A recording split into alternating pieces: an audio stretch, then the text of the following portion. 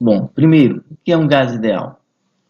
Os gases ideais são compostos exclusivamente por partículas de dimensões pontuais e tamanho expressivo em relação ao tamanho do recipiente que ele está.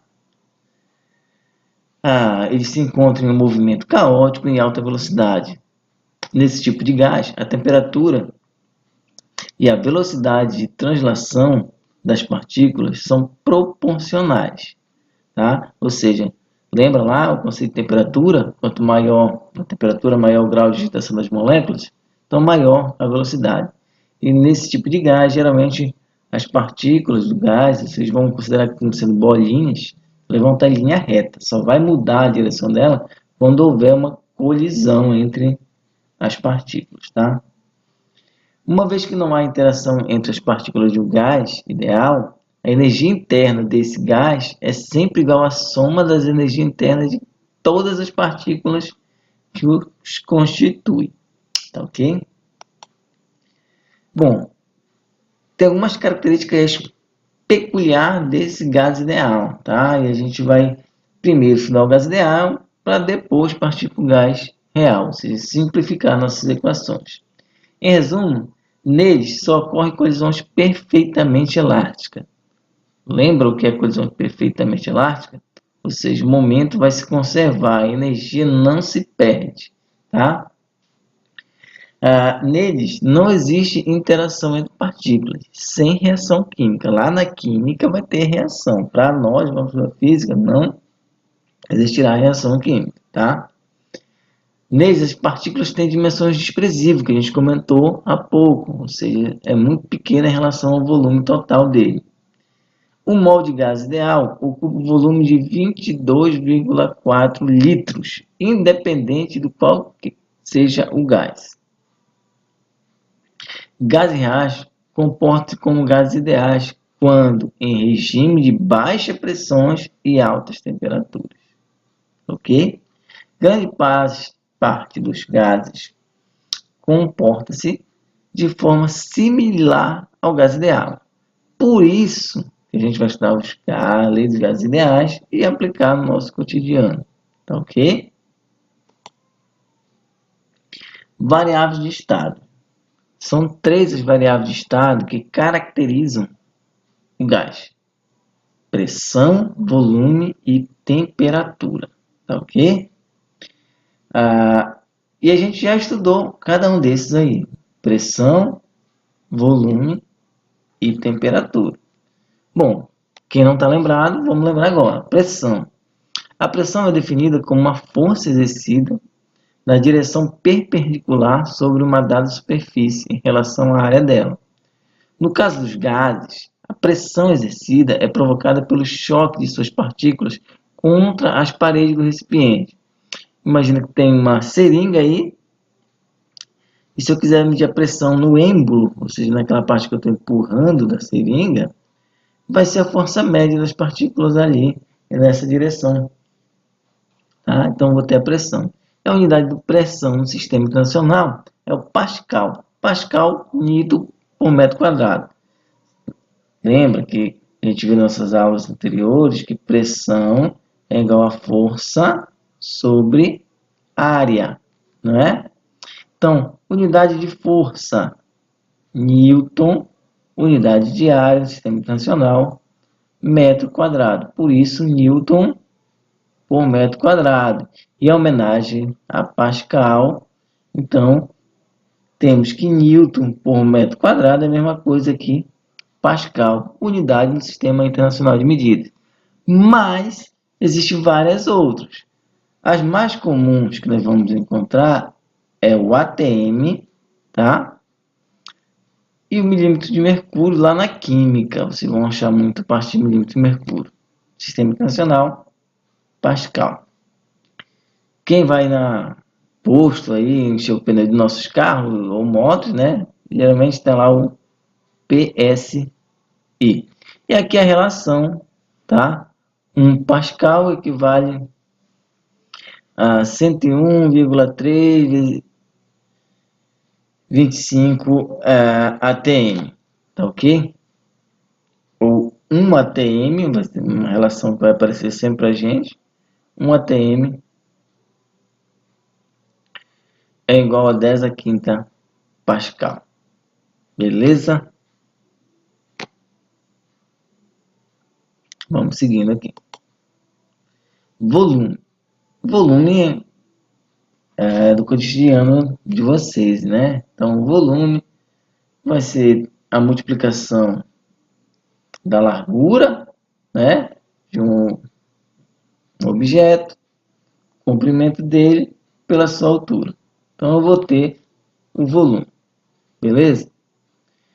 A unidade de medida do volume no sistema internacional é o metro cúbico, mas geralmente aparece centímetros cúbicos, ou decímetro cúbico, ou litro, que é bem comum aparecer litro, não é isso? Então, olha só a relação. 1 litro é igual a 1 decímetro cúbico.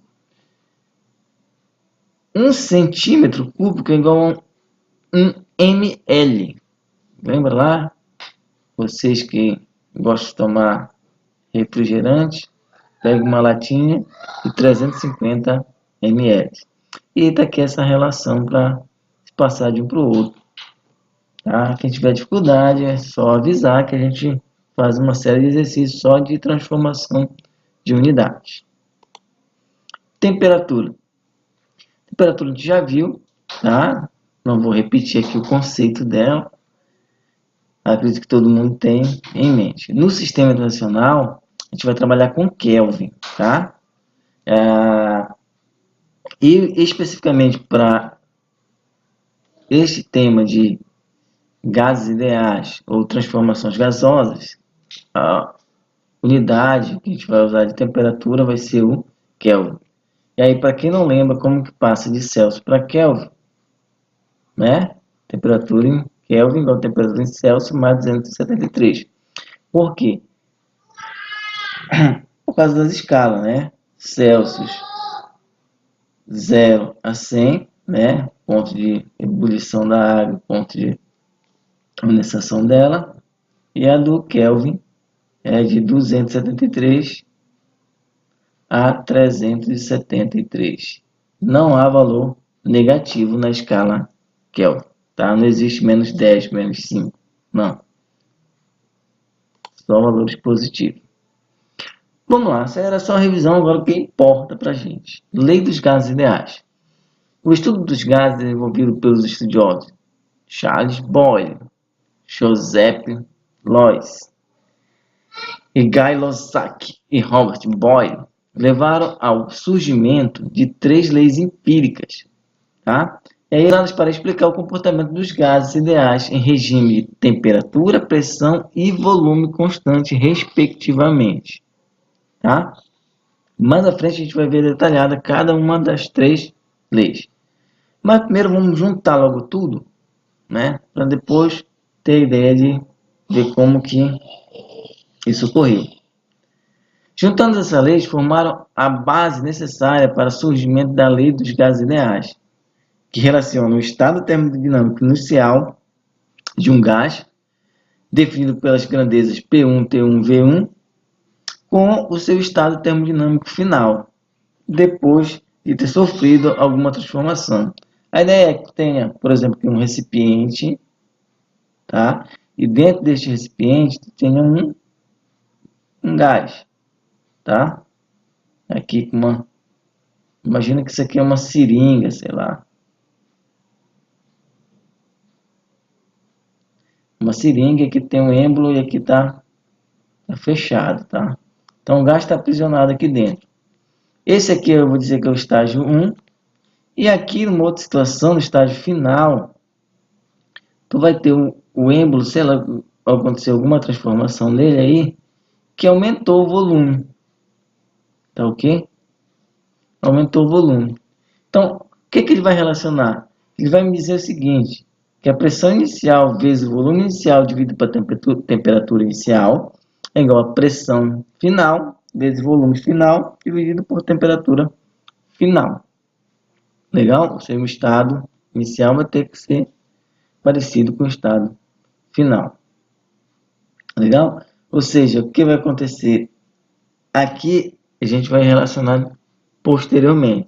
Se for uma transformação a temperatura constante, é claro que eu não vou usar a temperatura, a gente vai ver mais à frente.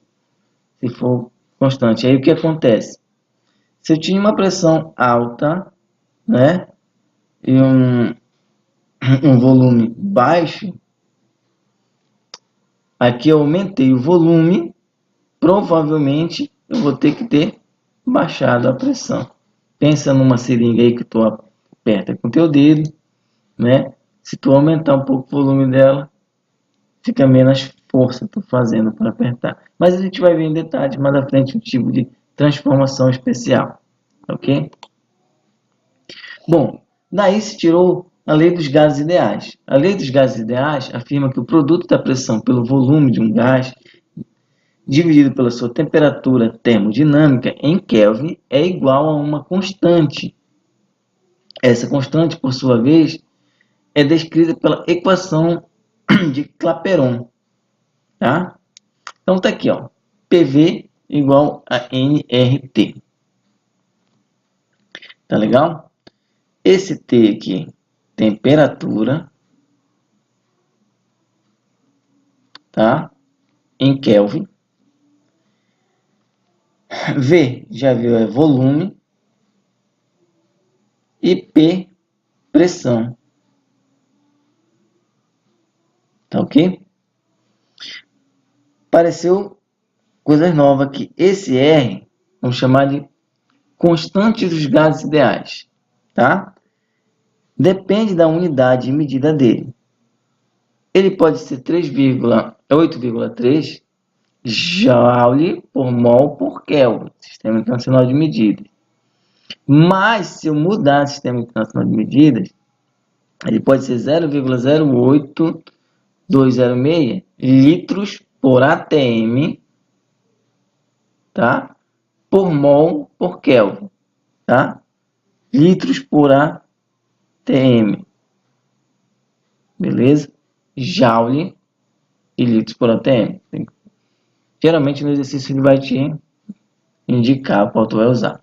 E a outra variável que apareceu aqui é o nosso N, tá? Que é o número de mols, ou número de moles, que é a massa total dividido pela massa molar. Tranquilo?